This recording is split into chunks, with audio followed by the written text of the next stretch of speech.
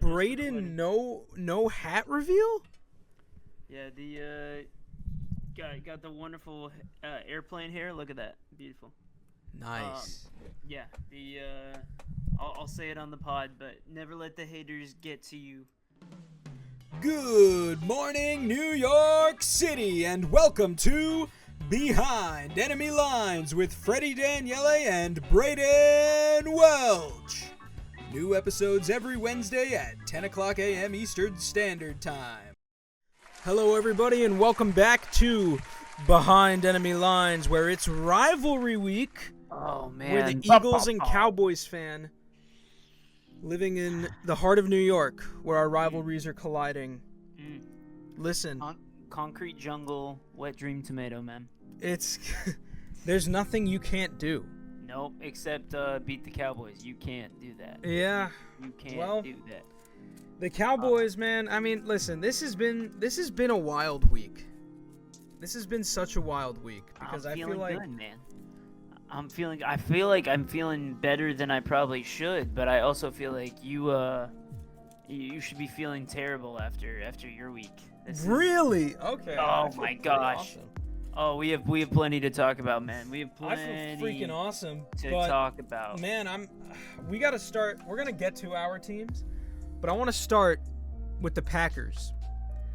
Packers at Giants. They won 27-20 in MetLife against Jameis Winston, who is 19 of 29 for 201 yards and an interception, while Love was 13 of 24 for 174 yards and 2 touchdowns.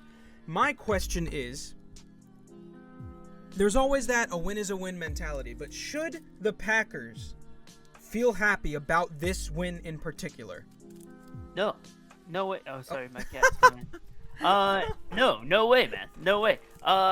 Look, you always. It's so funny. So, for those that don't know, I was at a wedding this weekend. So never, if any of the haters out there say I'm not dedicated, I got off a plane about an hour ago. We're here. We're live from Fort Worth. Yeah, we're vibing, thriving, and surviving here.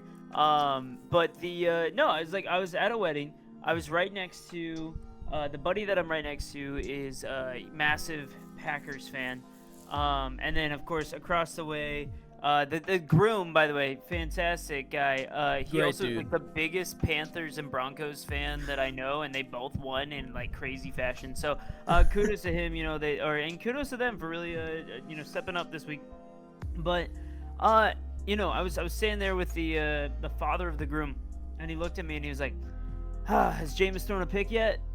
And I was like, "No, not yet." And he was like, "Well, he's always good for one a game." I was like, "Yeah, I mean, you're right." True. And of course, lo and behold, on the last drive, right, you knew he was coming. You knew that as much as we all love Jameis Winston, he's good for one pick a game, and it was on the way. Oh man, sorry guys. No, it's awesome, little kitty. Yeah, my cat's up in my lap. He's been missing me. Like when you let a quarterback, essentially, now, do I think that Jameis Winston should be given a chance to start in the NFL? Yes, but he is the Giants' third-string quarterback.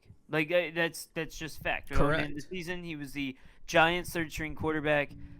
When you let a third-string quarterback essentially run your defense off the field, you've spent so much into, right? You've invested so much into that defense, and then your offense can't do anything, and your only weapon that's worth talking about goes down with injury, and it came out today, it's a knee contusion.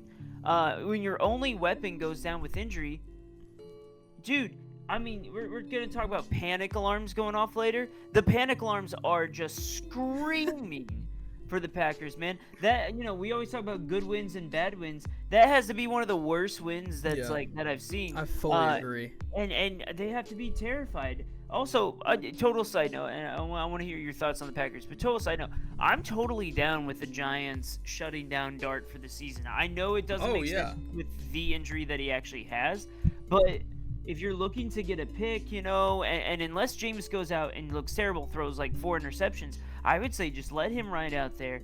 Bring him back next year to mentor Dart, on the bench. But really, it's a question I was going to ask you. It's like, at what point do you you go development over risk, right? You want to develop Dart. You want to give him as many opportunities as he can get. But also, I mean, we saw the Jaden Daniels stuff, right?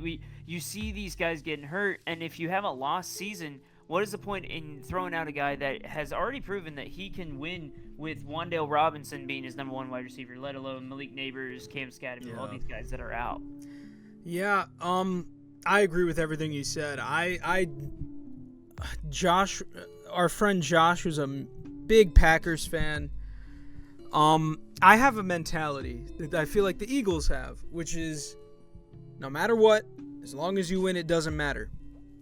However, there are times where I feel like you should be a little worried, and I think recently, I've been a little worried about the wins that the Eagles have had, and the Eagles have too. You should still be. The Packers should 100% be worried about this win. You guys beat Jameis Winston by 7 in MetLife with a interim head coach. We're not even talking about that Dable isn't even on the Giants anymore. This was a guy who has never coached a game in his life, and he's coaching, and he almost ran you guys out of there. They almost lost that game. And sure, when it mattered most, they came up with the interception. That's big. But I'm not worried about the defense. The defense doesn't worry me at all. It looks a little soft, though. They have off days and they have on days. They shut the Eagles down, which going from... it seemed like it was kind of hard leading up into the bye week. They shut them down, and they shut the Eagles down. They didn't shut the Cowboys down, but they shut the Lions down. They were shutting down all these teams, but the issue isn't that. It's that the offense cannot score. And this is something that I think I needed to talk about last week as well, which was you cannot hold a team, and they didn't do it this time. They won. Jordan Love gave them a game-winning drive, which was great. But you cannot hold a team to 10 points and lose that game. You just can't do it. And you cannot have a quarterback who can't win you a game when it matters in those moments. It's just bad. And I don't know, maybe I was wrong about Jordan Love being this all-star starting quarterback. Maybe the entire world is, but there is no quarterback in the league who has a better PR than Jordan Love. For some reason, he comes into the season every year with people thinking he's going to be the next MVP. Maybe it's because the Packers have such a good history with quarterbacks, but he is not those guys. He's not a Favre. He's not a Rodgers. He's who's like a good comp? He's a Derek Carr, maybe. I was going to say Trevor Lawrence. Or he's a Trevor Lawrence with less weapons with more weapons on offense. And it's just, you get Micah and you put all this energy into putting all your picks into him, where it seems like you don't necessarily have a future for at least 2 years now. You got to do something about that offense, whether it's getting Love some weapons or something, because that's not going to cut it. You cannot go 13 of 24 for 174 yards and 2 touchdowns against the Giants, who have a terrible team right now because of injuries. You can't do that. And I don't know, the Packers are looking to be the 3rd seed in the NFC North. Again, and the 7th seed once more in the playoffs, even if they even make the playoffs this year. Yeah, look, it's one of those things that we talk about Jordan Love almost every week now. And we're talking constantly about each week. So it's one of those things that I ask you, if the Packers didn't have that rep behind them, do you think that he would still have a starting job? Yeah, because they paid him so much. Yeah, but it's kind of like feels almost.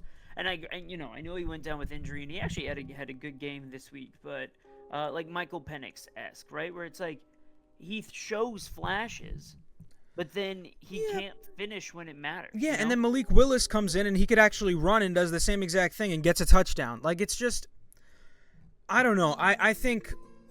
And I don't think this is like necessarily Love's fault, but I do think that the media does overhype him, and I think that if the media didn't, we wouldn't be talking about him as much. But it's just. But I also think if they didn't overhype him, I honestly would think he wouldn't have a job anymore. Yeah, probably. He's just not playing well. He's playing probably, and everyone's like, "Oh, his stats are the best he's ever had." If this is the best that Love has ever played, we have an issue. We have a serious problem. And there's no more of that, oh, Toyota-thon is when he turns it on. It is Toyota-thon. Check it out. It's Toyota-thon right now. Go to your local Toyota dealer. Jordan Love is still playing like this against a Giants team that is bad. Possibly the worst team in the league. They don't have a coach. Like, I'm shocked if anybody could see this win as a Packers fan and be like, no, yeah, like we're on the right track. You guys have a tough schedule coming up. It's not going to be easy. Weird question for you. Do you think if Jordan Love was plucked and put over on like the New Orleans Saints, would they have any more wins than they do right now? No. That's terrifying. But I think it would be really hard for anybody to kind of do well on the New Orleans. I mean, here's the thing. I don't like Jalen Hurts, and Jalen Hurts would make that team. I think he'd make them 9-8 and in the playoffs at least. I mean, at least they'd be contending, right? Yeah. Or they'd be in that middling ground of like, oh, you'd be kind of scared of them, right? But yeah, it also, like your point though, yeah, Love doesn't do those game-winning plays. Correct. And he did it yesterday. But even then, it wasn't game-winning because Jameis had to throw a pick to lose. Jameis could have won that game. That would have been. They were in the red zone. Like it all was. All he had to do was throw a pick earlier in the game, and they would have won it. Yeah, that's all he had to do. It would have been touchdown. And it's just, I don't know. The Packers are not the same Packers that we think they are. They are not good. And in the Love, I think we're going to find out in the Jordan Love era, they're going to keep living off of that Cowboys win back in 2023. That's how his legacy is going to come down to, is that he beat them in AT&T Stadium in 2023. That's it. I'm excited. Yeah, I'm excited for the Packers to essentially turn into the Dallas Cowboys, where every year they're going to be like, this is it. And then they realize that their quarterback is like, fine. He's okay. Yeah. Which ours is better than fine. Ours is beautiful. I do think Dak is better than Love. I mean, I think that shouldn't be like a hot take. No, not a hot take. I easily at this point. And there's a little delusion in there with me, but just a little bit. I mean, it's like, say what you will about the playoffs, but regular season. I mean, even playoff Jordan Love is pretty bad, so. Speaking of playoffs, how you feeling about these Chiefs, man? I'm going to do what you did in episode 1. I have one word. Relax. The Chiefs are fine. The Chiefs could be the 7th seed and they'll be okay. Like, I'm not worried about the Chiefs at all. Mahomes played a bad game. He was 29 of 45, 276 yards, a touchdown, and an interception. I mean, they're fine. He didn't play well, but, people have bad games. The Broncos defense has proven themselves to be an elite unit. Yeah.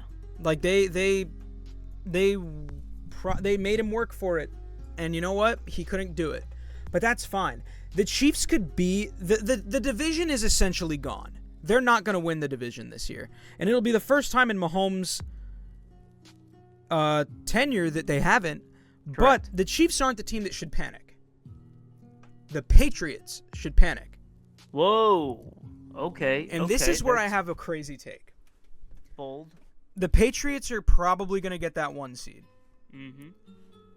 If the Chiefs are the 7th seed... the Patriots should be very worried. And I know that they've been playing great, and I know that everybody loves how Drake May is playing. I do too. He's playing outstanding. But playoff Mahomes is a completely different player than regular season Mahomes nowadays. He turns it on to a level that maybe one other quarterback does, who is the reigning Super Bowl MVP. But he does this in the playoffs, and I think that if you get Mahomes and the Chiefs, who are... at this point, 3-time Super Bowl champions with the core intact against this brand new Patriots team, it's going to be an upset.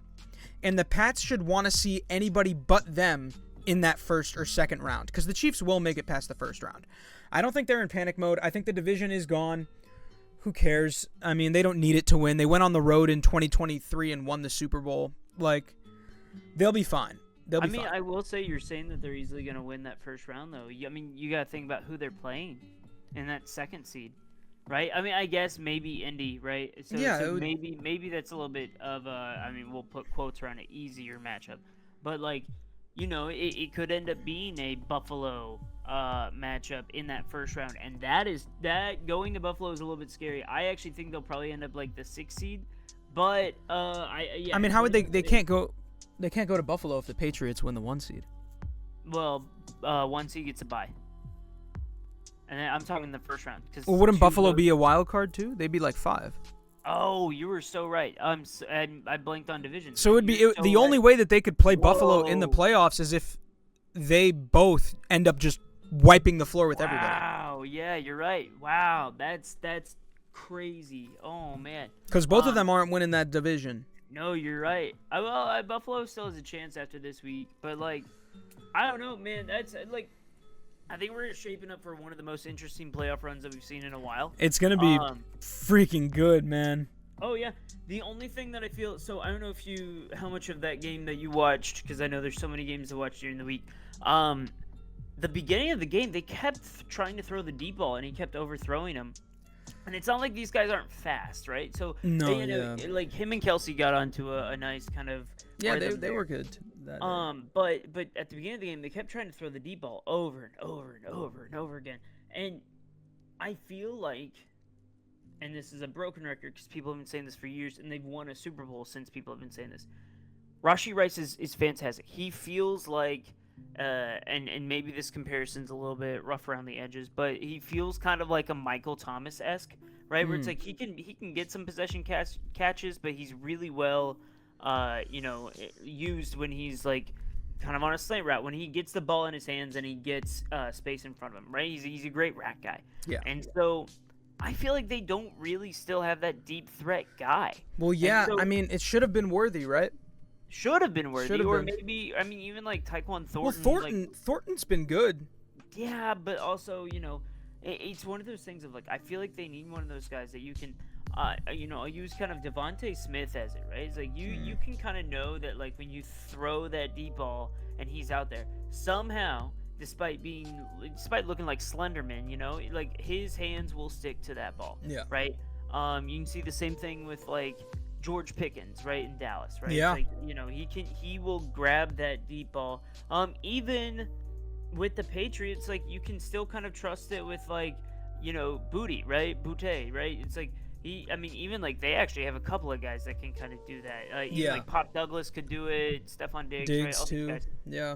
And so I feel like they're like missing that one guy, and they tried to get it last year in Hopkins, and of course Hopkins was already washed at that point. And Hollywood Brown.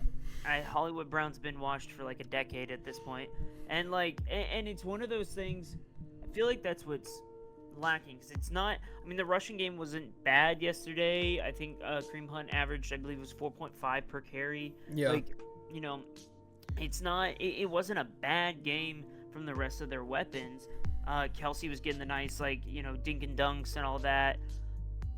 The defense was playing fantastic, and so that's you're gonna say that, but dude, I mean, Bo Nix won that game without throwing a touchdown. Like, and that's honestly, if we're talking about frauds here, right? We're talking about Packers. The Packers and the Broncos are the same to me. Yeah, they're very similar. Same team, man. Like, I kind of agree. They're both. You cannot, and we saw this in the Tennessee Titans era with Vrabel, right? Do you remember that year that the Titans were like running away with the division? It was just with like Derrick Henry and Tannehill going. Yeah, but Tannehill couldn't throw for anything. Dude. No, he was, and they made it to the championship game, right? I believe they lost in that first game that they played. Oh, was this when they were the 1 seed?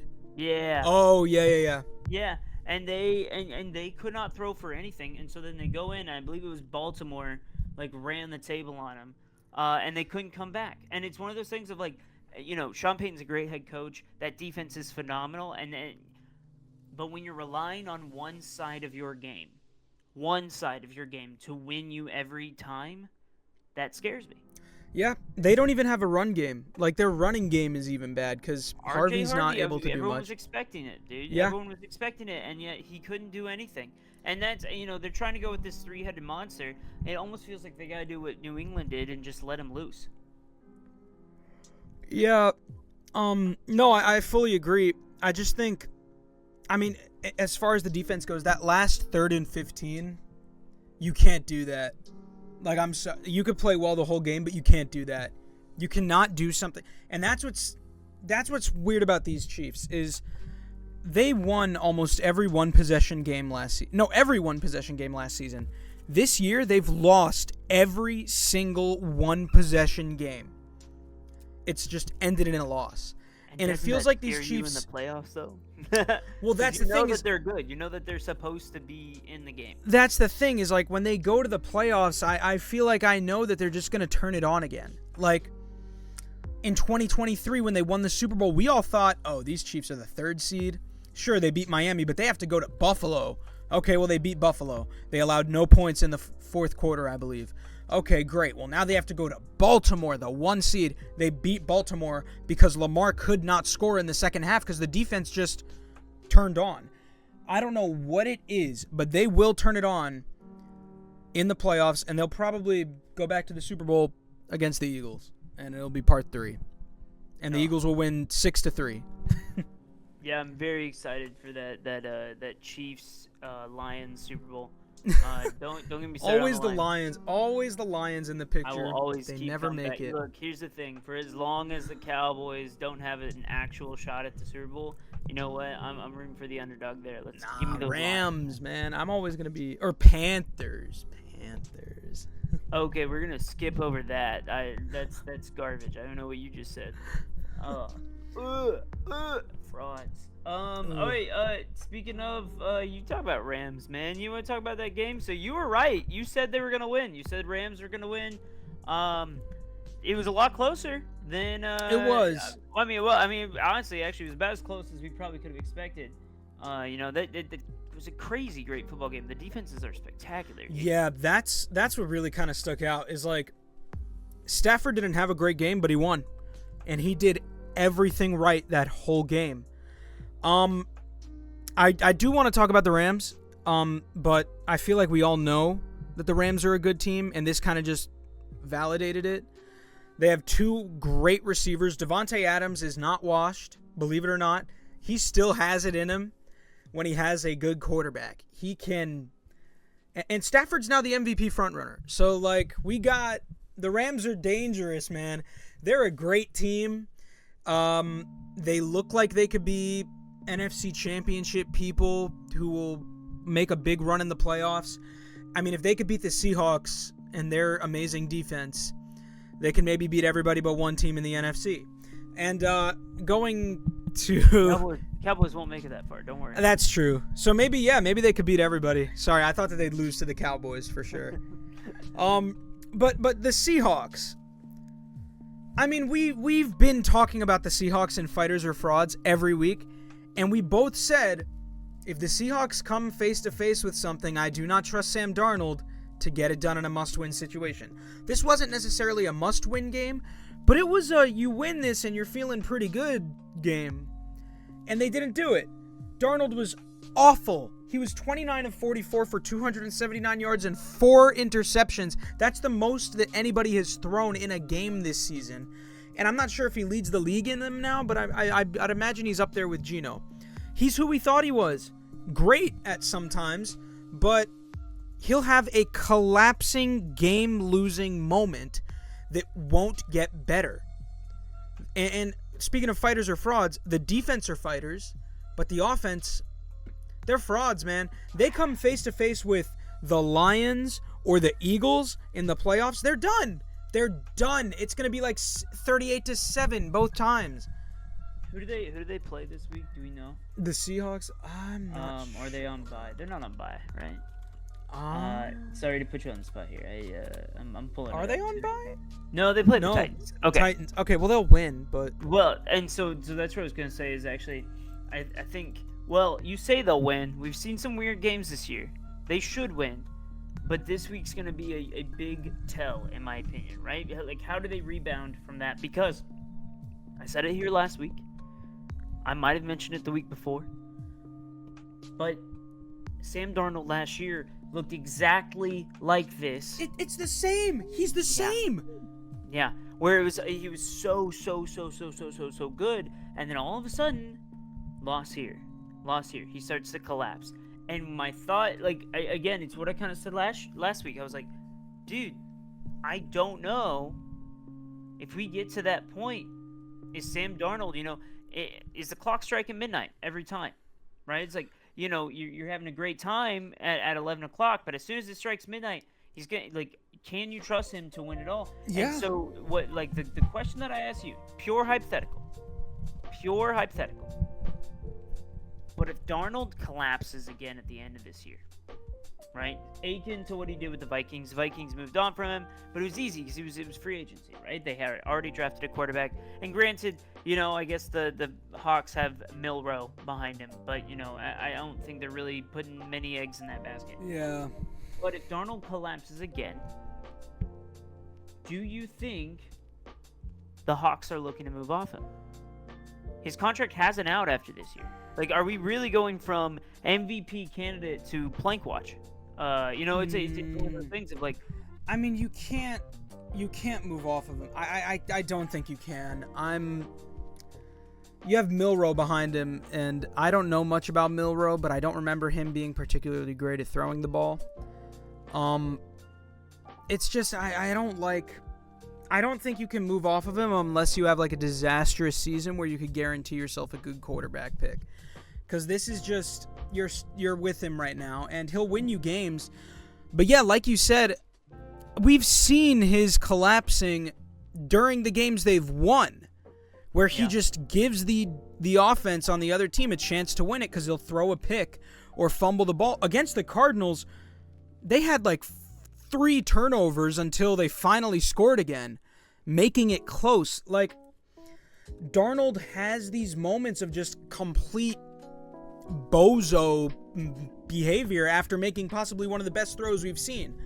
Like, he's not bad. I don't think he's a bad quarterback, but I think that he needs a lot of help. I think he needs a really good O-line that cannot, and I mean cannot, get interrupted by a pass rush. And looking how it is now, the Lions can destroy that O-line, the Rams already destroyed that O-line, and the Eagles could destroy that O-line. You have 3 possible division leaders who can destroy that O-line. You are not going anywhere.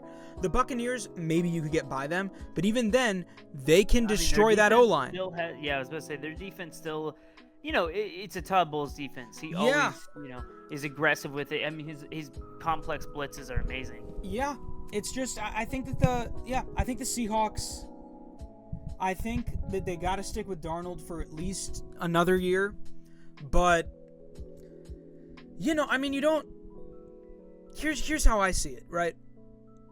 I don't think that they're on the same level, but the Cowboys put their faith in Dak, even though he can't win another playoff game, as it looks. Granted, Dak is much better than Darnold is in the regular season, but are you really going to give up on Darnold because of 2 playoff losses? They're going to make it this year. I don't see them collapsing after this loss. It was close enough to a point where I think they'll come back. And the Seahawks head coach is pretty good. Yep. I think that...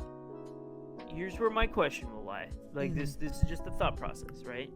Is that not only did you see it happen last year with the Vikings, but then you also have, like, historically, the quarterback you're moving off of is Geno Smith, who started really hot with his career with them.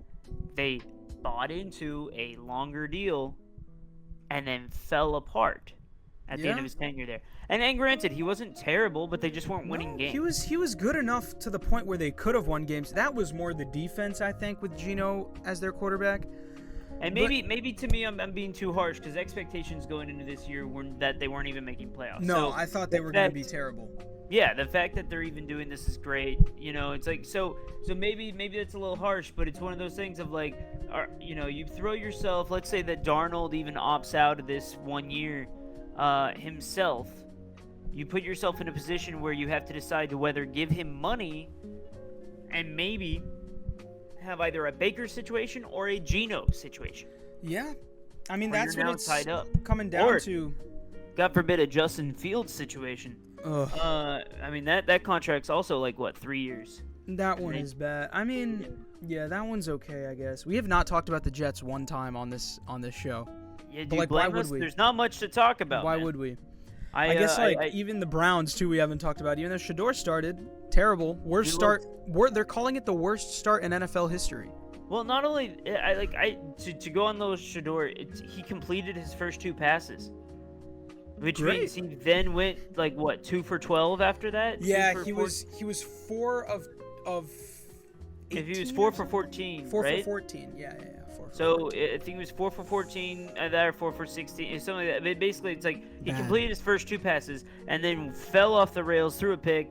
And after, he sits on the bench. He doesn't go and shake the hands, which, by the way, super unprofessional. I want him to be good. Me I want too. him to be good. He has the swagger. Me too. He has it, but he can't stop making things about himself.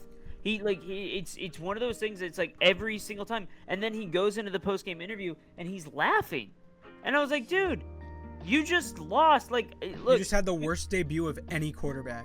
Yeah, and you're laughing. Like, if he, I don't think he'll Nathan Peterman it up, but like it's one of those things that I'm like, dude, you looked so rough, and you're going out there and it's like, oh, we're finally here, and I'm like, that's not what this is about, man. That's not what this is about.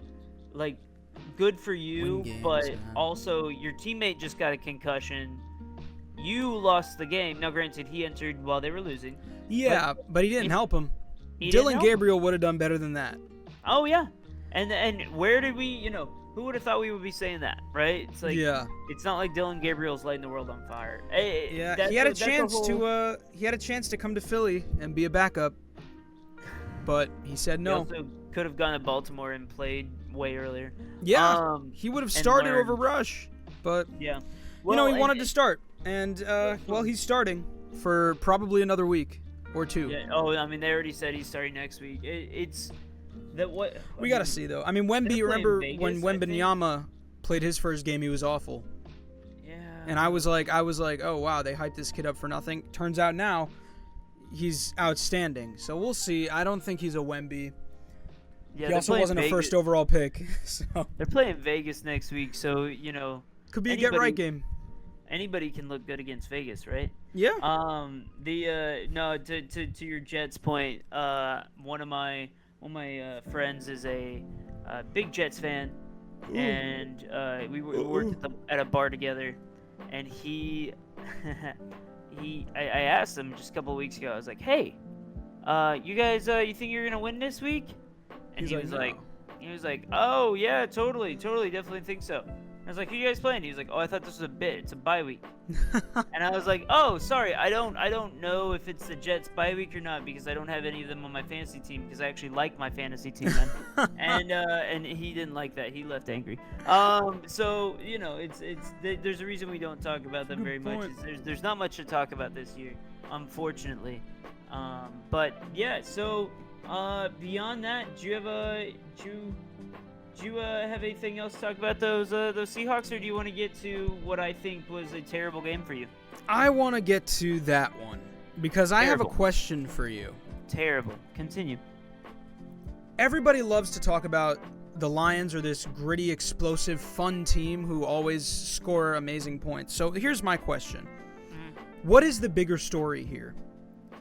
The Lions with an awful, possibly worst loss of the Dan Campbell era, or the Eagles getting a win with only scoring 16 points? What is a bigger story? I don't think you won. Like, legitimately, I don't think you won the game. I think the Lions lost that game, dude. They went for it. I mean, so here's the theme of this year, by the way. The ultimate theme. Take the freaking points, man. Take the freaking points. Like, it feels like it's been like that this entire year for everybody. Like, everybody's going on analytics and saying, it's like, oh, we should go this year. And you know what? Like, I'm all for that, right? I'm all for the aggression, all for the Madden mentality a little bit. Because, like, you just don't punt or you don't kick the field goals. Let's do that, right? I can't remember who was. I think it was Sean Payton said that every time your defense forces a field goal, it's a 4-point swing, right? Because you're not letting up a touchdown. But look, it's at some point the Lions were 0 for 5, man, on 4th down. Yeah, they didn't get a single one. Yeah, and I believe the Eagles had like 3 first downs off penalties, but that's a total side note. But it's one of those things of like the Lions were 0 for 5 on 4th down. Right. And look, you gotta at some point, when you're playing against a serious contender, like a serious contender there, you have to take the points. Especially, you don't know that game's gonna be gritty. Campbell. Well, you don't know that game's gonna be like gritty, low scoring. but it's not like your offense has been lighting the world on fire, and it's not like it did on Sunday night either, right? It's like the passing game seems broken for the Eagles, man. Like, literally, like, again, it feels to me like another bad win. Honestly, I already said that the Denver Broncos and the Packers are very similar. It also kind of feels like the Denver Broncos and the Eagles are similar, that you're riding off of that defense, which is great, because who would have thought after all the exits that y'all had?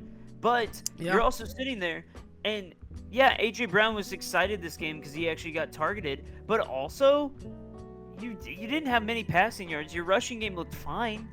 But it's like you didn't have many passing yards, didn't have much to talk about. Once again, I don't think you can win with just one side of the ball doing well, especially when you start going against fellow contenders like the Seahawks and the Rams, who actually have good defenses, right? If it turns into a defensive battle, I have a feeling I take Stafford over Hurts.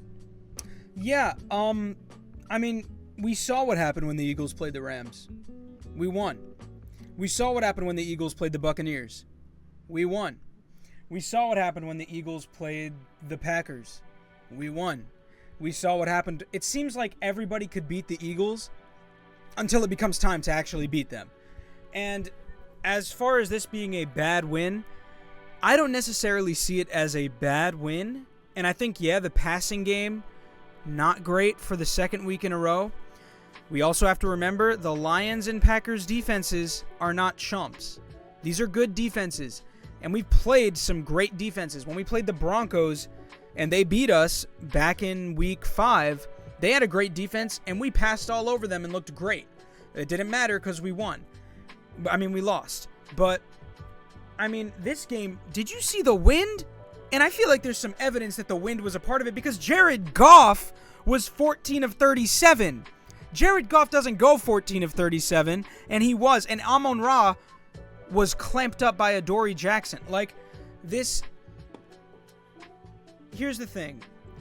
These two games, we're going to see if the Eagles' passing game against Dallas is bad, then we'll have some conversations, I feel, about the passing game, and then we can finally start talking about it.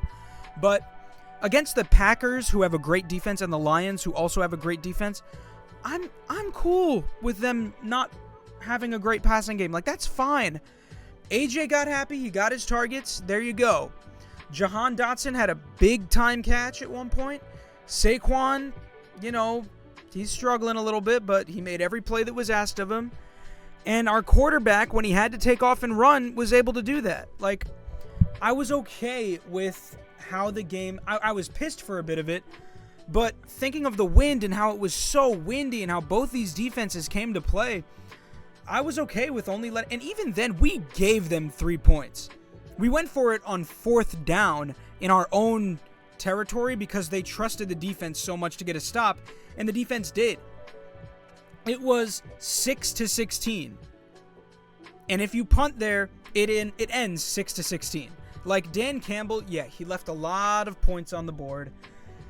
I think this is I think honestly the big story is probably him. I think there needs to be a conversation about Dan Campbell and how he has cost his team wins. He cost his team a win 2 years ago in the playoffs against the 49ers when he went for it on 4th and 7 when you were ahead by 3 against the 49ers with 7 minutes remaining in the fourth quarter. You are the problem, Campbell. You should not have gone for it. If Dan Campbell takes those points, the Lions win the game. Or maybe not, because the Eagles tend to score after another team does because they try to just play conservative. I think this says a lot about the offensive coordinator more than the Eagles team. But I just think Dan Campbell, he needs to really have something checked out about that whole going for it on 4th down. I get that that's your identity, and I get we do it all season, that's our thing. We gotta make sure we do it all season. You don't. You could just be for this game, we're going to take the points. That's not our identity. We're going to just be safe. It's 3 points.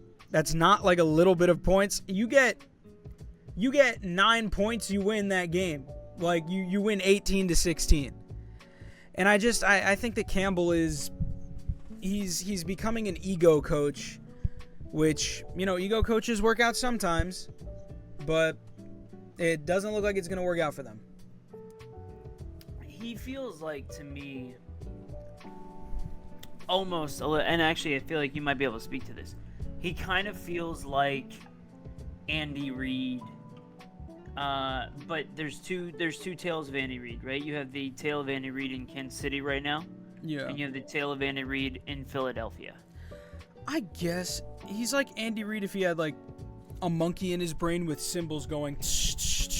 Well, but the reason why I say that is because Andy Reid is a character. Andy Reid has convictions, right? Andy Reid is you win because Andy Reid's your coach, but you also lose sometimes because Andy Reid's your coach, right? There are decisions that are made that he'll make, and you're like, wow, okay. But, again, some of that genius, I mean, like, we'll go back to, like, the Chiefs real quick. Is like there was a throw that Pat Mahomes made that was a pick, right? That was kind of one of those, like, almost him and Kelsey got off on the wrong kind of improv shake, right? It's like, and it's one of those, like, he just missed them. Yeah. But it's one of those that's like Andy Reid's allowed them to kind of do that, right? Like, do a little improv on their routes. And so it's like, I feel like, yeah, he's a little aggressive, he's a little brash. I mean, this is the most success the Detroit Lions have really, like, ever had. So, I don't think that it's going to be one of those things. Like, it's something you have to take with him. But I do think there's an adaptation. There's a growth that needs to happen a little bit. Where it's like, hey, you don't... Again, it's like, you can change your game plan for one game. Yeah. Right? You can... And you shouldn't feel, like, bad about doing it. I just... No. And one thing about Andy Reid is that he'll always take the damn points. Like, he doesn't ever... He only goes for it on fourth down if it's like 4th and inches. Campbell does it for the love of the game. He did it even in their own territory in the beginning of the game. Just bad coaching from him. Bad coaching was the theme of that game on both sides. Yeah, no, I also want to say, like, the offensive coordinator is the reason why I think this is going wrong. I don't think this is Jalen. I don't think this is Sirianni, because we've seen... Well, I think we could point some blame at Sirianni for hiring this offensive coordinator, but Jalen has had a different OC every year, and he's been great with all of them except this one. Even when he had Brian Johnson, he was in the MVP race. Even now, he's... Out of the quarterbacks, he's the 5th quarterback in the MVP race. Like, he's up there, and it's just like, are we really going to let Kevin Patullo waste a possible back-to-back year for us? Like, this defense is better, arguably better than last year, and they are the youngest defense in the league. Like, they're not going anywhere. And sure, like, you could maybe lose this year and win again next year, but I want that back-to-back. I want that three-peat, possibly. Why are we employing Kevin Patullo, who has made it clear numerous times that he is not right for this job? And yeah, he had 2 games, the Vikings game, and I guess even the Rams game and the Giants game, where he was calling amazing plays. But again, you don't know how much of that is him. You don't know how much of that is Jalen. And I think the reason why I think the bad ones are mainly him is because Jalen isn't known for having these bad games. And he's just been having a lot of them this year. And maybe it's the fact that maybe a lot of it has to do with, like, they're over-reliant on the run game that isn't getting going this year. Or they're just... I don't know. I don't know what they're asking him to do. But I've seen some of the receiver routes for AJ and for Devontae Smith. And those are atrocious, man. You see how they look with Kellen Moore, and then you see how they look with Kevin Patullo. They're completely different routes. And it's not like Jalen's not spotting guys. They're just not open. They're simply not open. They are covered. All of them.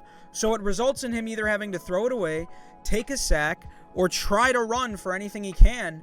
And a quarterback cannot win games by being Superman. Well, they could, but it's just Superman is not a sustainable thing. And if I didn't think that he was gonna get hired as a head coach this year because of his work, I'd say go throw all the money you can at Jim Bob Cooter over in Indianapolis, the offensive coordinator over there. Goated name, by the way. He'd do great in Philadelphia. I'd say Dable, bro. Dable made Allen be good. And then you have who else do you have that got fired recently? That would be a good OC. Mike McCarthy, man, go get him. Hell no. There was one more OC that Mike McDaniel would be a great OC. He made Tua look good, bro. Bring him here with a real quarterback, and he'll be a great one. We need something. He'll be like Jalen Hurts will end up getting like 5 concussions.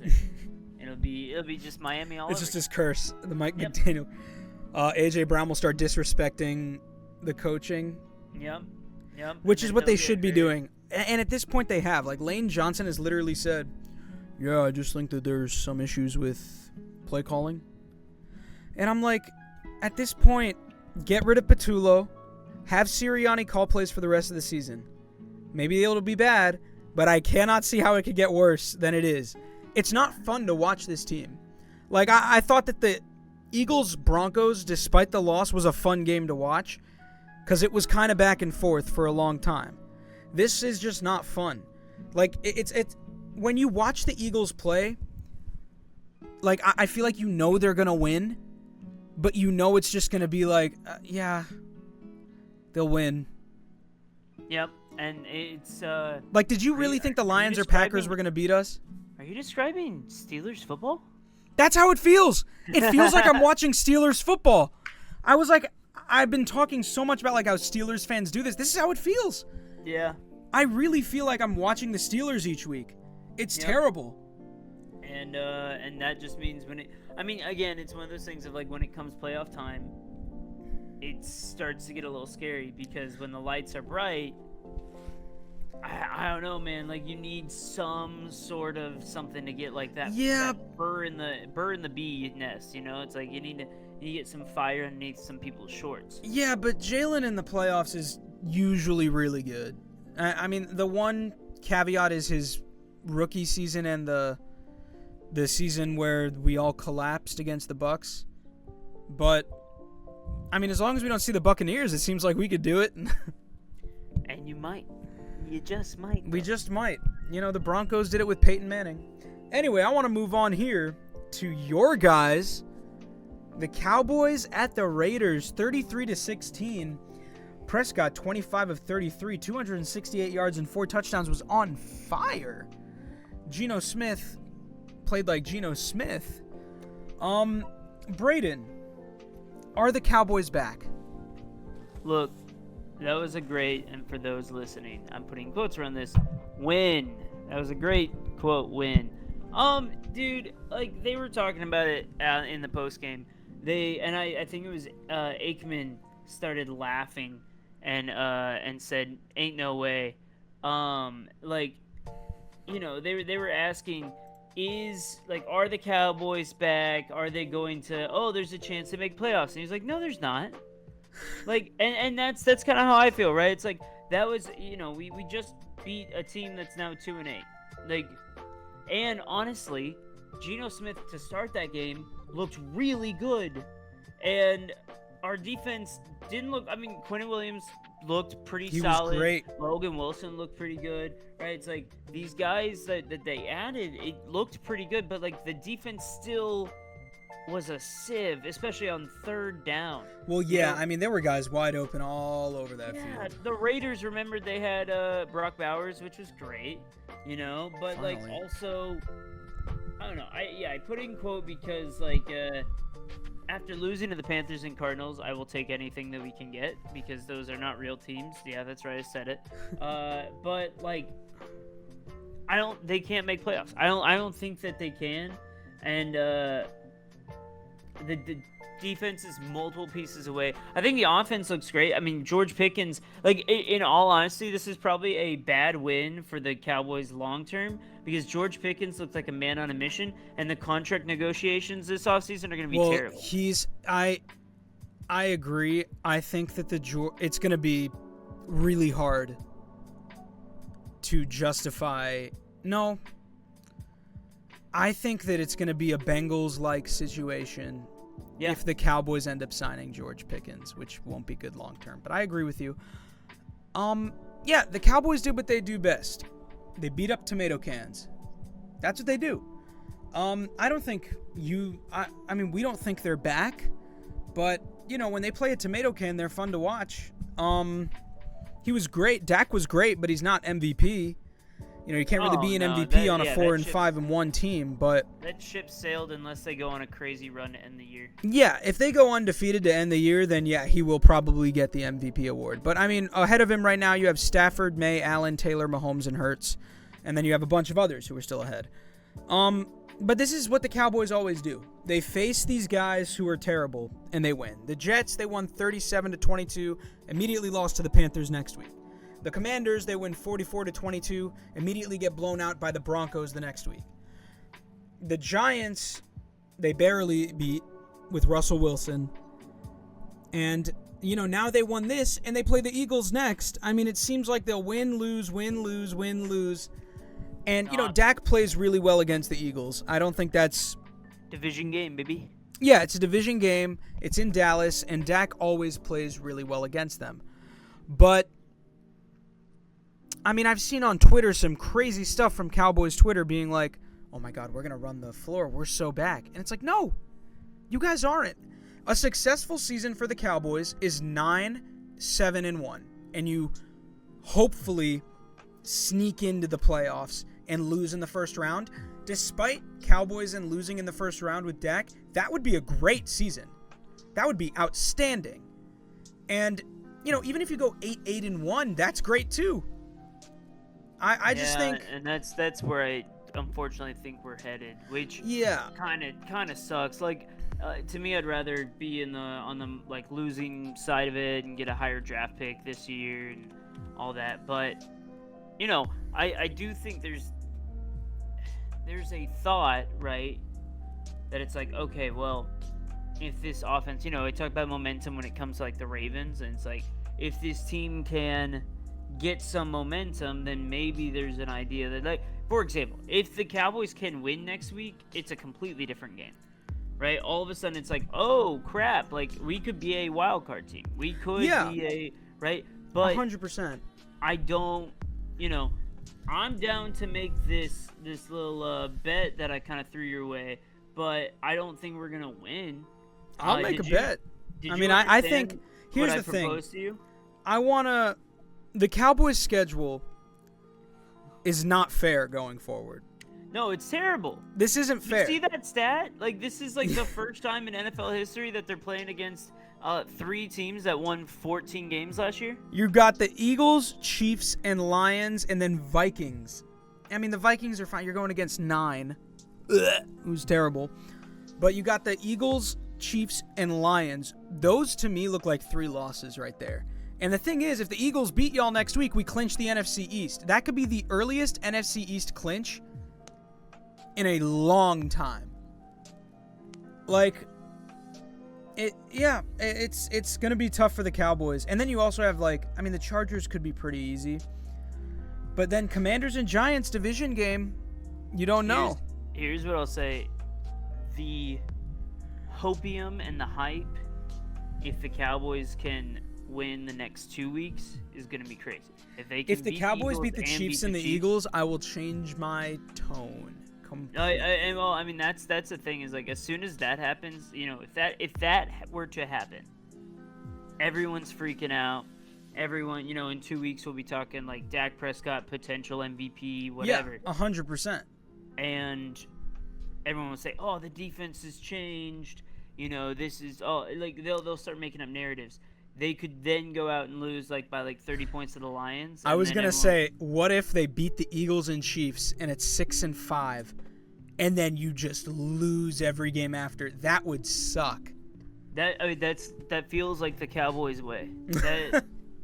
That's just how we roll, man. That's how we roll. It's how we do it over here in Dallas. There we go. You win against 2 good teams, and then that's it. But I'd love to hear about this bet. Okay, so hear me out. I think we're going to lose. We can put a line on it, but you know what? I'm also willing to put my money where my fanhood is. Or not money. My fanhood where my fanhood is. Look, we both live in New York. It's behind enemy lines. So either way, if you and I are rooting for our respective teams, we are behind the 8 ball, so to speak, right? So why not go to the hub of New York City itself. Go to Times Square, which is already a punishment within itself. Go to Times Square and have a sign that says, "Ask me who the best team in the NFL is." And whoever's team wins, the other person has to hold that sign for 1 hour in Times Square. And every time anybody asks, when the Cowboys win, you have to say the Cowboys and defend your take. Like actually with like real. Like actually with your whole chest. You can't tell them it's a bit. You gotta fully defend why the Cowboys are the best team in the NFL. And if the Eagles win, I'll do the same for you. The funny thing is like, despite whatever team wins, neither one of us believe, like, you don't believe the Eagles are the best team. I don't believe the Cowboys are. But we're going to have to defend that. I'll take that bet. Let's do it. Okay. Let's do it. I'm very nervous. Oh my God. The amount of immortal videos coming from this that I will never live down if the Cowboys end up losing this. But they won't. Because Cowboys going to win this. And you're going to have to declare your love for the Cowboys for an hour in Times Square. I'm like not even nervous, man. I will be there videoing. I'm very excited. You want to hear what I think? 40-7. 40-7? You think the Cowboys going to win that good? No. We're going to destroy you guys and dismantle you. And you're going to have to go out there and just defend why we're so much better than any other team. Nope, it'll be 31-17 because your offense will look somewhat decent against us for half a second. Yep, 31-17. All right. The Cowboys' way right there. But all right, that's a bet. There we go. We have a bet. Oh, it'll happen after Thanksgiving because by the time that the game ends, I will be in New Mexico. So I may be shooting this from New Mexico next week. It'll be fun. Yeah. So going on to the little fun gauntlet. What are you thinking here? Fun gauntlet. It is time. Do you want to do fighters and frauds first, or you want to do parlay of the week, man? Let's do a new fighters and frauds. I have 6 teams. 5 of them are contenders. 1 of them aren't. And we're going to start with the non-contender. Dallas Cowboys. Fighters or frauds? Don't do that to me. They're frauds. They're frauds. I really want it to be the other way around, but they feel like the Dallas Mavericks to me right now. Where I'm like, it's done. Let's move on to next year. Let's build through the draft, and we'll see what next year looks like. And it'll be fun until then. We're gonna have some fun this year. Sounds good. I agree. Yeah. I agree. Where you sitting on it? I think that they're probably frauds. Even if they win against the Eagles and the Chiefs, I still think like they're not gonna really do much. It'll just prove that there's more frauds than just them. But yeah, no, I think they're frauds. I think that's not really a tough one. But moving on to some contenders. Eagles. Fighters or frauds? I mean, you're gonna win the division. Like, that's not a question. You might win one playoff game, but there's no way. Stamp it down right now. You're not making the NFC Championship. Really? Frauds. Wow. This year feels a lot like a couple of years ago when you crumbled. I disagree. A lot like it. I disagree. I think surprised. Our reason why we crumbled a couple of years ago was our defense was so god-awful. And sure, the offense doesn't look great, but if the other team can't score, what are you going to do? What's the saying? Defense wins championships? The saying is never offense wins championships because they don't. They never do. Yeah, you wanna say that to Nico Harrison? Where is he now?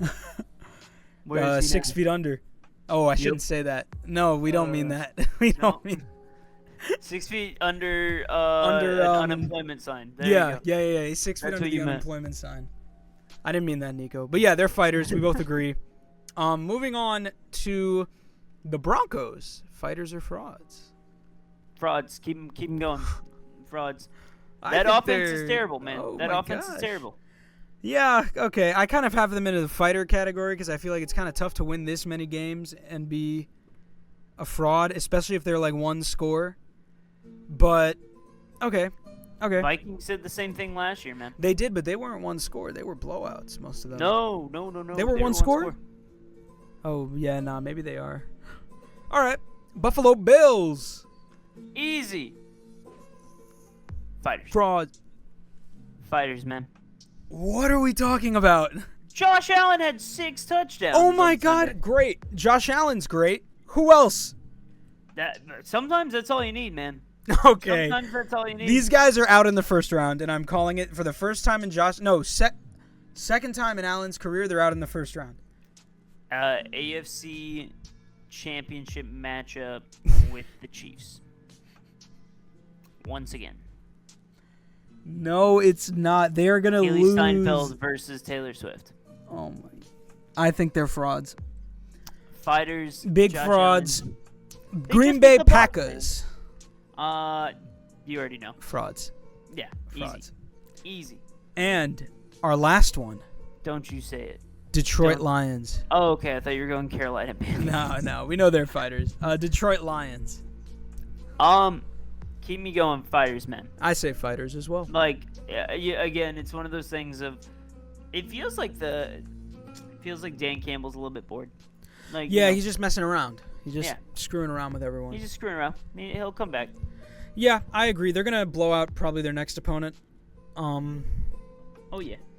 Just like how the Eagles will. You know, it's gonna be a get right game for both teams. They play the Giants next. Yeah. Oh yeah, it's over. It's over. But yeah, that's our fighters and frauds. I like them. Let's move on to the parlay. Is it my turn? I believe it is.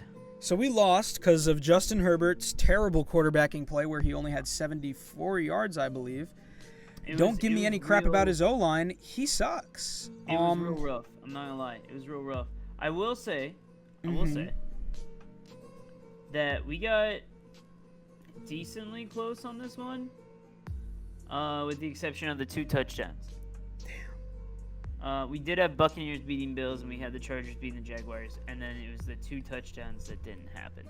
But everything else, we were pretty solid about that last one. Okay, we're getting closer. We had the Packers beating the Giants, and that was a little bit closer than I expected. But and the Ravens beating the Browns, also a little bit closer. Little too close, Lamar. How about them Ravens, man? That was rough. That was rough. But you know what? I think it's time we get it going. So yeah, I think it's you have it in. So does that mean that I pick first? Yeah, you start us off. All right. Let's start it easy. They're fighters. We like the money line. Buffalo Bills money line. Bills money line. I like it. On top of that, I'm gonna add a Josh Allen anytime touchdown. Okay, I like that. Considering he scored 3 last week. Mm-hmm.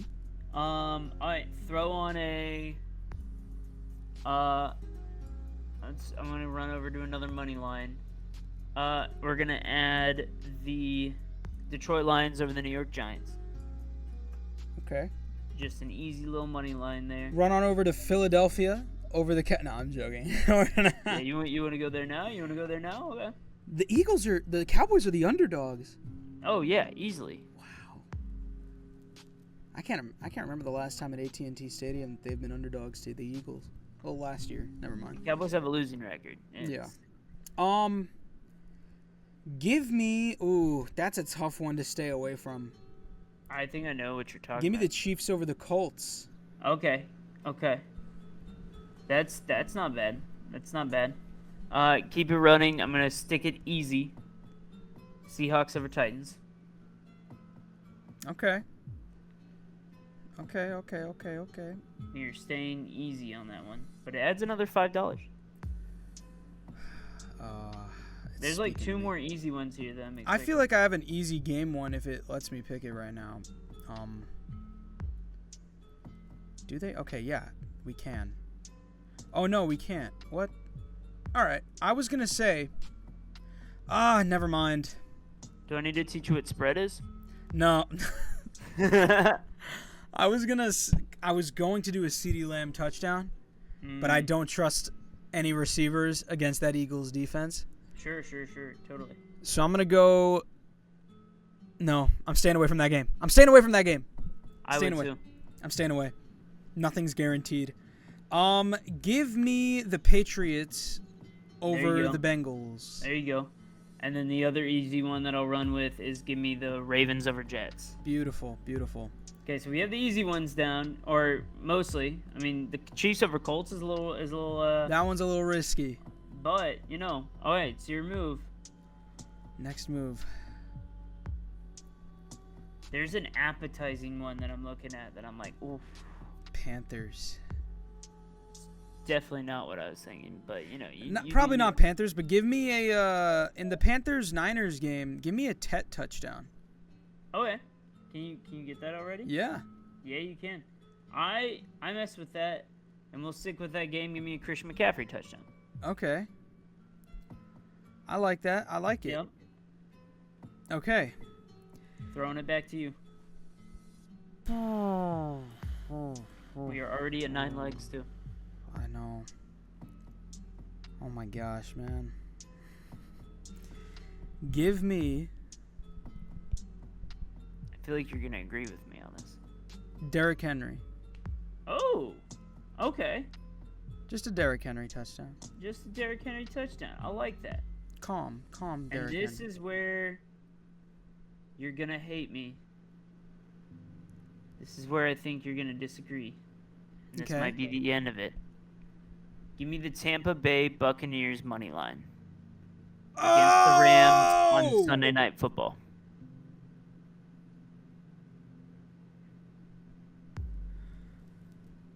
All right, that's going to be our last pick. There you go. Is that plus 245? Oh my God, that gives us, if we win this, again, the podcast is done. It's 11 legs.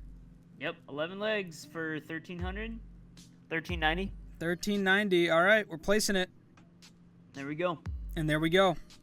Oh, man. So if you want to follow that, we haven't succeeded yet. There's no way anybody wants to follow any of our bets. We haven't succeeded yet, but that doesn't mean that we won't ever. The odds just went up. We're cooked, bro. Yeah, we're doing great. Okay, well, if we win this, what do we do? I mean... We each get, $550, and we say that was awesome, and then we keep going. And then we put that all next week on the next one. Yeah, we actually just let it ride. we actually just let it ride on another 11 leg. Perfect. It's just an infinite money hack. Yep. Infinite money. Oh, man. So I have a feeling I know what's coming next. Should I brace up? Brayden, there's been a lot of snow. Whoa. In our lives. Actually, there hasn't.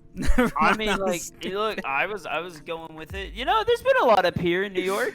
There hasn't been much in New York City. No, but I mean, what are your thoughts on the Hudson River? I like it. It's a little messy. It's a little dirty. There's a lot of dead bodies in there. It is a little messy. Would you take a boat out on there? I mean, I have. Yeah. Yeah, I think. How about a flotilla? Ooh, a flotilla? No, I don't like flotillas. No, I'm actually anti-flotilla forever. How about a fluctuating flotilla? Oh, now that you added fluctuating in front of it, yes, I am a big fan of the fluctuating.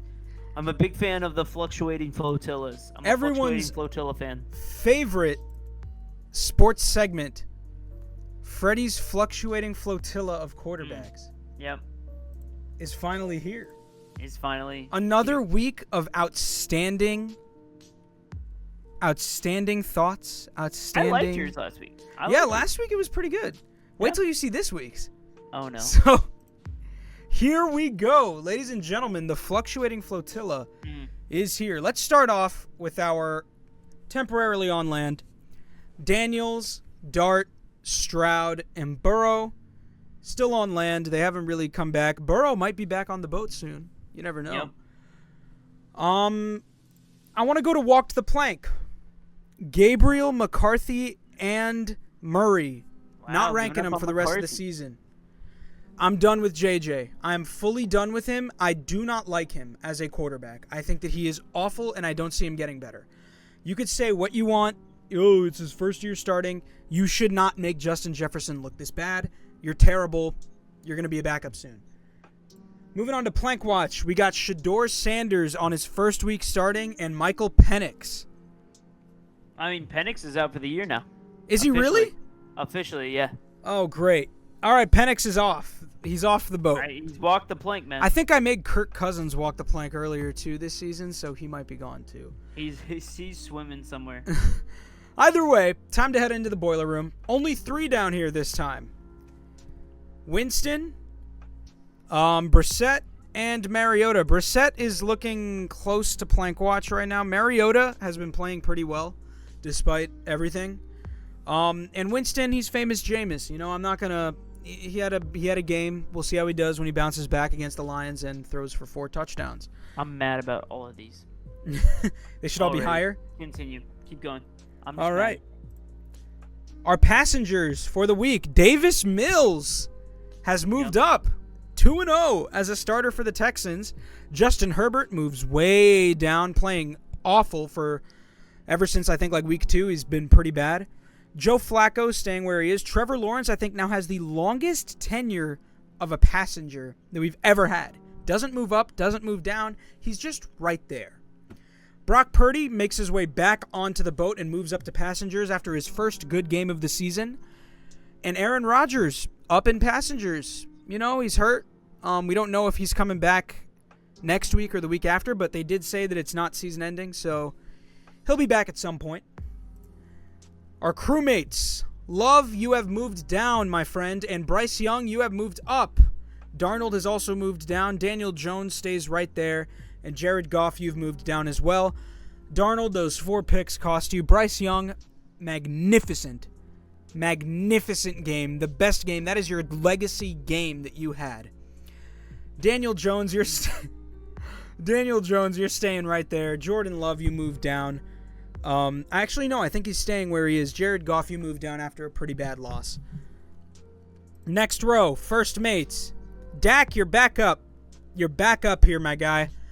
Baker Mayfield doesn't really fall. Bo Nix, first mates. Lamar Jackson stays right there. And Caleb Williams, first time making it up to first mates. You can't deny it. You can't deny. That's not the one I'm upset about. You can't deny how great he's been. Oh my gosh. Listen, the team's winning, and when he needs to make a game-winning play, he's made every single one asked of him. And I feel like there's no denying that. And finally, our captains, Josh Allen is back up there. Coincidentally, these are the 5 quarterbacks in MVP running right now. So they're all at the top. I feel like there's not really any evidence to suggest that these 5 aren't the current best 5. You could make an argument for Mahomes and Hurts to kind of start dripping a little bit while the other 3 stay up. But I give the Super Bowl champions more grace than I give the other players. Yeah, that's our best one.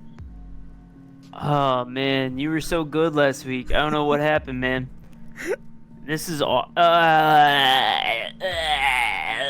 Dude, like, Hurts shouldn't be up there anymore. What?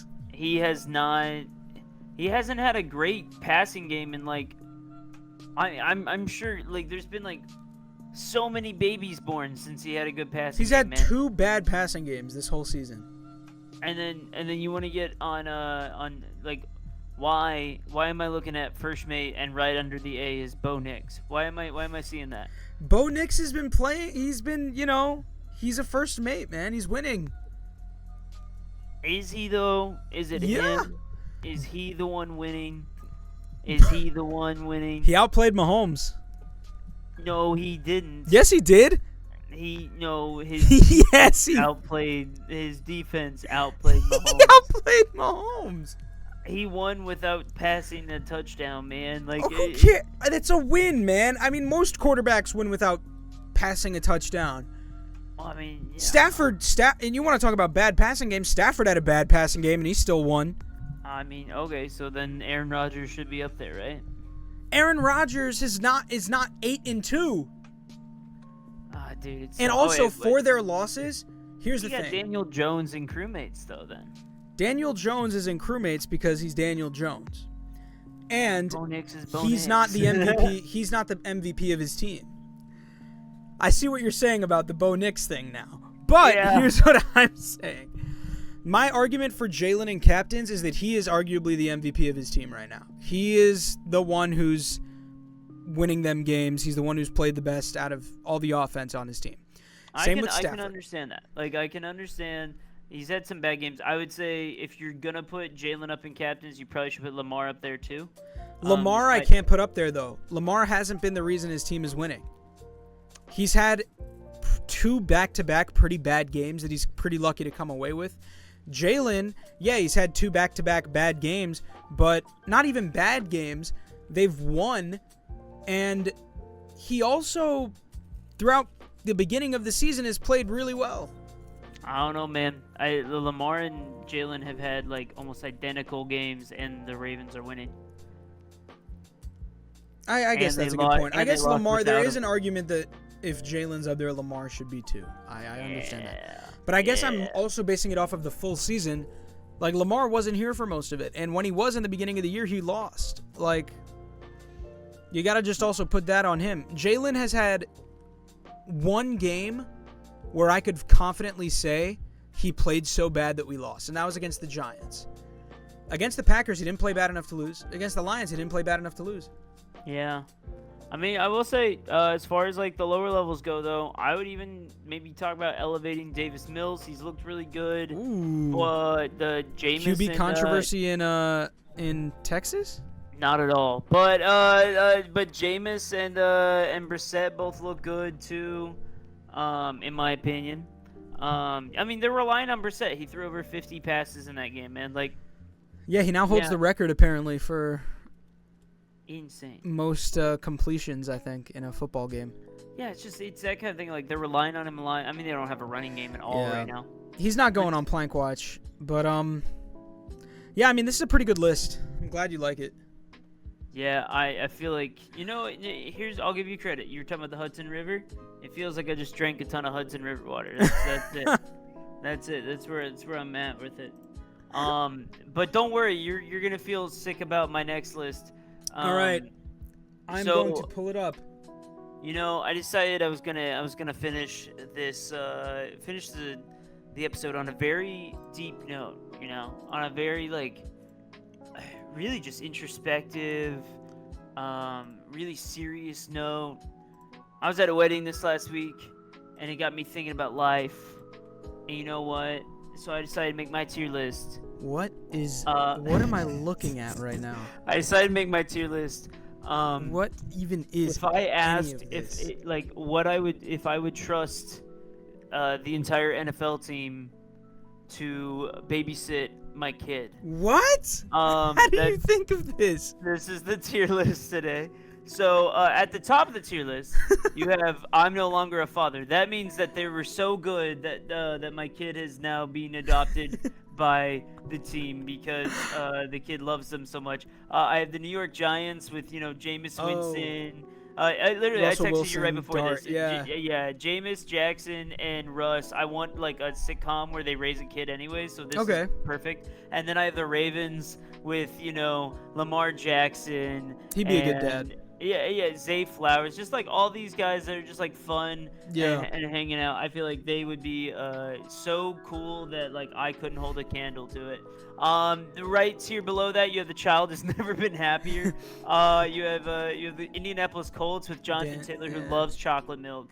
Then you have it's his favorite drink. Then you have Buffalo Bills with like Josh Allen, Haley Steinfeld, all of them. You have the Tampa Bay Buccaneers. I feel like Baker has a dog in him, so he probably has a dog with him. And then you have Dan Campbell, who would just let the kid do anything, right? He would just let the kid do anything. And Jahmyr Gibbs and Dave Montgomery, they would watch Sonic a lot. Like I feel like that would be really fun. Yeah, that's fair. In bed, teeth brush, story red. That's the next tier.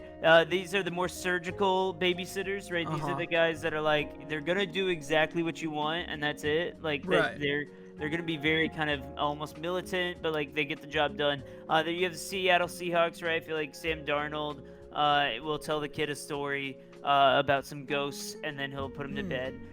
You got, the Dallas Cowboys. I feel like Shoddy would really pump up the kid, but then like they're not gonna do anything extra, right? They're just gonna be like, they're gonna do like the bare minimum. Yeah, bare minimum. Denver Broncos, right? It's like they're once again, nothing exciting, but like I'd honestly put them lower because Sean Payton would probably hire a bounty hunter to punch the kid in the face. I thought about that. But like, Bo Nix being a captain, I figured he'd be fine. And then you have first mate. And then you have the San Francisco 49ers. Because they're so used to injuries, they'd have all the first aid kits ready in case the kid, bumped his knee or anything. So it's gonna be nice. You have next year we had pizza for dinner, which are the more fun teams that may not be like the ones that I'm like, oh yeah, you did a great job, but they're gonna have a good time regardless. Right. That's the Bears. Caleb Williams would paint the kids' nails. You have the Packers, where essentially Jordan Love would like throw the kid around and probably injure the kid, but the kid would get picked up by somebody else, I guess, like intercepted. Who's like on a different team, yeah. Yeah. Like different parents.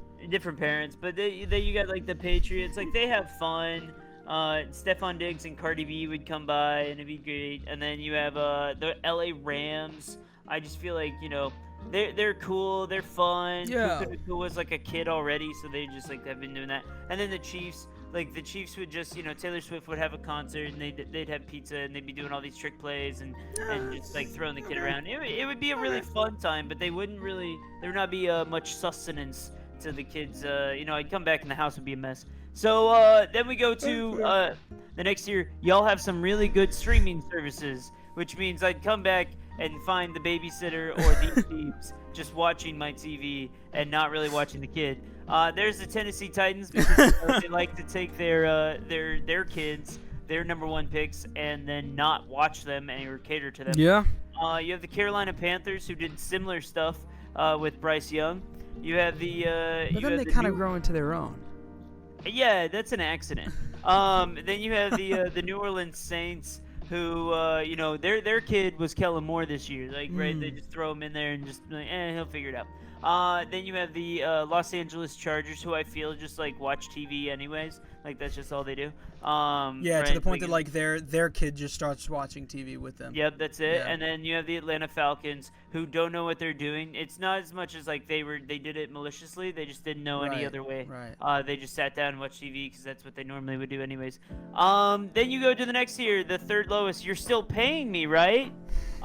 Which is the Arizona Cardinals, who come in, literally don't do anything and then ask for the money. Right. Same with the Texans and then the Vikings, right? They're doing their same exact job. thing, yeah. Then you have the second last year, what kid?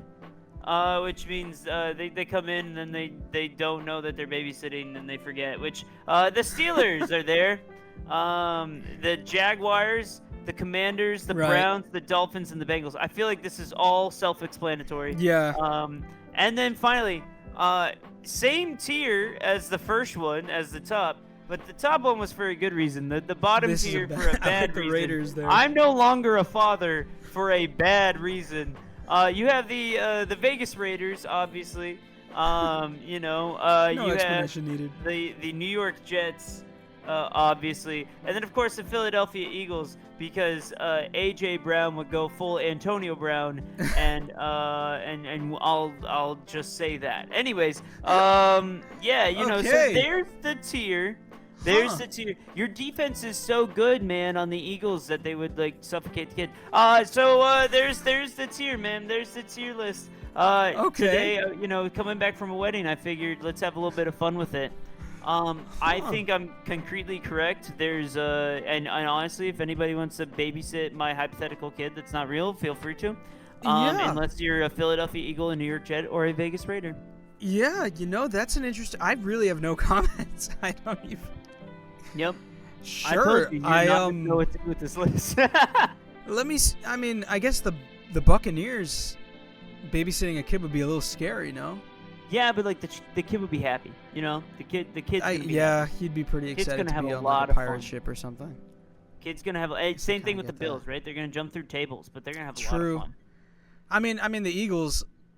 It's scary because like if the kid does one thing that the Eagles don't like, they'll start booing him. I know. That's what I'm saying, man. Could be bad. Could be really really I'm saying. Bad. Yeah. Okay. I see where we're going here.